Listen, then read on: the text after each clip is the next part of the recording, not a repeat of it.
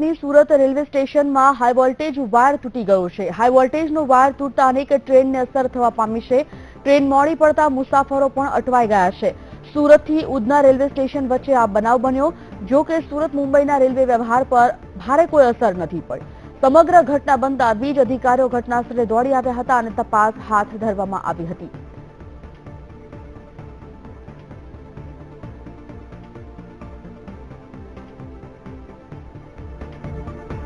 સુરતથી વીટીવી સંવાદદાતા શૈલેષ ત્રિવેદી જોડાઈ ગયા છે। Shailesh, Surat railway station high voltage wire તૂટી પડવાથી રેલવે વ્યવહાર જે છે તે ખોરવાઈ ગયો છે।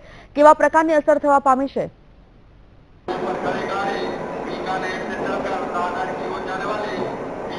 સુરત અને ઉધના રેલવે સ્ટેશનની વચ્ચે હાઈ વોલ્ટેજ વાયર તૂટી પડ્યો છે, તેને કારણે અત્યારે 12 ટ્રેનોને અસર થઈ છે। પરંતુ જે રીતે વિગત અત્યારે સુરત રેલવે સ્ટેશન પર મળી રહી છે, તેમાં 12 ટ્રેનો મોડી પડતા અસંખ્ય મુસાફરો અટવાઈ ગયા છે। ઘણા મુસાફરો બીજા વિકલ્પ તરીકે અહીંયા મુસાફરી કરવા માટે અહીંયાથી નીકળી ગયા છે। પરંતુ સુરત અને મુંબઈ વચ્ચેની તમામ ટ્રેનો 1 કલાકથી લઈને 3 કલાક સુધી લેટ ચાલી રહી છે। અને ખાસ કરીને વાત કરવામાં આવે તો જે રિપેરિંગની કામગીરી છે, એ રિપેરિંગની કામગીરી અત્યારે યુદ્ધના ધોરણે શરૂ કરવામાં આવી છે, પરંતુ તેમાં પણ 3 થી 4 કલાકનો સમય નીકળે તેમ છે। આ રેલવે સૂત્રોની જે વિગતો જે મળી રહી છે એ વાત માનીએ તો લગભગ 12 થી વધુ ટ્રેનોને અસર થઈ છે। સુરત ઉમરગામ વચ્ચેના જે મેમુ ટ્રેન દોડી રહી છે એ ટ્રેન રદ કરી દેવામાં આવી છે।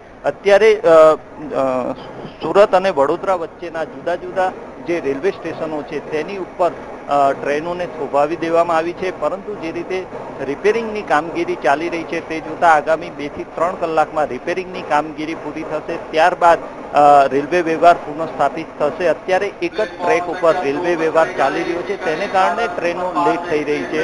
હજારો મુસાફરો Surat railway station, Udhna railway station, આ ઉપરાંત નવસારી, બિલીમોરા, વલસાડ, ભરૂચ એ તમામ રેલવે સ્ટેશનો ઉપર ટ્રેનો મોડી હોવાને કારણે અટવાયા છે। બિલકુલ શૈલેષ, માહિતી માટે આપનો આભાર।